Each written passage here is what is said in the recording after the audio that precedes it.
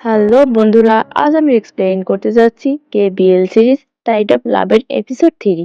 এই এপিসোডের শুরুতে আমরা দেখতে পাই যে হান যখন বারান্দায় দাঁড়িয়ে থাকে এবং মনে মনে বলে যে ছুটির দিনে সাধারণত আমি একাই থাকি, হোক সেটা স্কুল কিংবা বাসা। এবং তখনই সে আরো মনে মনে বলে যে আমি খুবই একা ফিল করছি। এরপর আমরা দেখতে পাই যে জুন ওর দিকে তাকায় এবং মনে মনে বলে যে তার সবকিছুই আছে, কিন্তু তারপরও সে একা। এবং সে আরো বলে যে দিন শেষে আমরা দুজনেই সমান, একদমই একলা। তখনই দেখা যায় সে ১ কাপ গরম দুধ নেয় এবং ওর কাছে গিয়ে বলে যে তুমি কি ১ কাপ গরম দুধ চাও? এই কথা বলে সে গ্লাসটা ওর দিকে এগিয়ে ধরে এবং একটু হাসে। তখন দেখা যায় যে হানজেন ওর মুখের দিকে তাকায়, তারপর আবার ওই গ্লাসটার দিকে তাকায়। এরপর সে মনে মনে বলে যে আমি বিশ্বাস করতে পারছি না যে এটা একটা ১ মাসের কন্ট্রাক্ট। বরাবর এই ১ মাসের কন্ট্রাক্টটা অন নাইট স্ট্যান্ডের মতো হয়ে থাকে। এবং তখনই দেখা যায় যে জুন ওর কাঁধে মাথা রাখে এবং তখন হাইজুন আবার বলে যে আমার মনে হচ্ছে তুমি এই রিলেশনটায় অনেক বেশি সিরিয়াস এবং অনেক বেশি সিনসিয়ার ছিলে। তখনই সে আবার বলে যে আমি তোমার চোখ দেখেই বুঝতে পারছি এবং আমি এটাই বুঝতে পারছি না যে তোমাকে আমার রিফিউজ করা উচিত কিনা। এবং দেখা যায় যে সে আরো বলে যে আমার তোমাকে রিফিউজ করে দেওয়া উচিত, এটাই আমার বরাবরের স্বভাব। কিন্তু দেখা যায় যে ও জুনের কোমর ধরে ওর কাছে টেনে নিয়ে আসে এবং বলে যে আমি কিছুতেই এটা করতে পারছি না।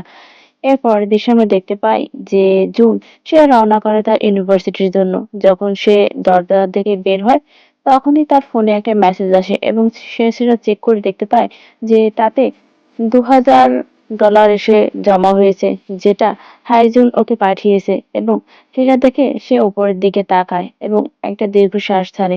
তারপর দেখা যায় যে সে তার মাকে কল করে এবং তার মা কল পিক করার পর বলে যে মা, তোমাকে আর টেনশন করতে হবে না, আমি টাকার জোগাড় করে ফেলেছি এবং তোমার জন্য অনেক ভালো একজন ডক্টর পেয়েছি এবং আমি আমার টিউশন ফি দিতেও এখন সক্ষম। তোমাকে এখন আর আমার জন্য চিন্তা করতে হবে না, আমি এখন বড় হয়ে গেছি আর বাচ্চাটি নেই, আমি নিজে খেয়াল রাখতে পারবো। আচ্ছা ঠিক আছে, বাই।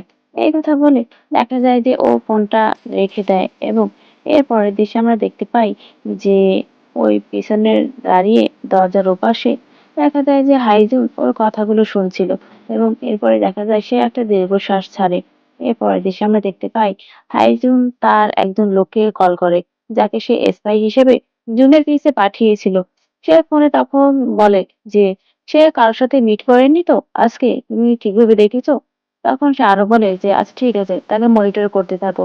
তখনই দেখা যায় যে ওইখানে জুন প্রবেশ করে এবং সে একটু মুখ ভার করে বলে যে আমি মাত্রই শুনলাম যে আমার পিছনে যে স্পাই লাগিয়েছে সে তোমাকে আমার সম্পর্কে বলেছে। এবং সে বলে যে আমি অন্য একটা এগ্রিমেন্ট পেপার নিয়ে এসেছি এবং আরেক মাসের জন্য আমি অন্যান্য টার্মগুলো অ্যাডজাস্ট করে দিয়েছি। এই কথা বলে সে ওই পেপারটা এগিয়ে দেয় হাইজেনের কাছে। হাইজেন সেটা হাতে নিয়ে বসে পড়ে এবং ওই পেপারটা দেখতে থাকে। তখনই দেখা যায় জুন হাইজেনের হাত ধরে এবং বলে যে হাই, আর একটা মাস শুধু এবং এই পুরো একটা মাস শুধু আপনার $১০,০০০ খরচ হবে। এবং দেখা যায় যে সে বলে যে আপনি যা করতে বলবেন আমি সেটাই করব। এবং সে আরো বলে যে যে কোনো কিছু। তখনই দেখা যায় যে হাইজুন একটু বিরক্ত হয় এবং সে ঝাড়া দিয়ে ওর হাতটা সরিয়ে দেয়। এরপর দেখা যায় যে সে ওই পেপারটায় সাইন করে এবং এর পরের দৃশ্যে আমরা দেখতে পাই যে হাইজুন তার সোফায় বসেছিল এবং তখনই সেখানে একটা খাবার বক্স নিয়ে জুন আসে এবং সে বলে যে আপনি সারাদিন শুধু সালাদ আর ওয়াইনই খান, মাঝে মাঝে আপনাকে অন্য কোনো খাবারও ট্রাই করতে হয়। এই কথা বলে দেখা যায় যে সে খাবারের বাটিটা খোলে এবং সেখান থেকে এক টুকরো খাবার নিয়ে সে হাইজুনের মুখের দিকে বাড়িয়ে ধরে। হাইজুন একবার ওর দিকে তাকায়, তারপর নিঃশব্দেই সে হা করে এবং ওই খাবারটা নিয়ে খেতে থাকে। তখনই দেখা যায় জুন তার মুখটা হাইজুনের কানের কাছে নিয়ে বলে যে আজ আপনি কি ধরনের সার্ভিস চান? তখন দেখা যায় হাইজুন ওর দিকে তাকায় গভীরভাবে। এরপরের দৃশ্যে আমরা দেখতে পাই যে জুন একটা কালো রোগ পরে বিছানার উপর বসে আছে এবং হাইজুন তখন ওখানে যায়। দেখা যায় জুন একটু মিটিমিটি করে হাসে।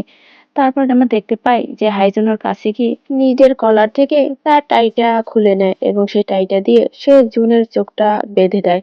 এরপরে সে জুনের ঠোঁটে হাত বুলোতে থাকে এবং দেখা যায় যে সে জুনের রোবের যে ফিতাটা থাকে সেটা খুলে দেয় এবং ওর বুকটা উন্মুক্ত করে ফেলে এবং সেখানেও হাত বুলাতে থাকে। এরপর আমরা দেখতে পাই যে একসময় সে জুনের পুরো রূপটাই খুলে ফেলে এবং এরপর সে এক হাত দিয়ে জুনের মুখটা তুলে দেখা যায় সে কিস করা শুরু করে এবং সে ওর ঘাড়ে গলা সব জায়গায় কিস করা শুরু করে।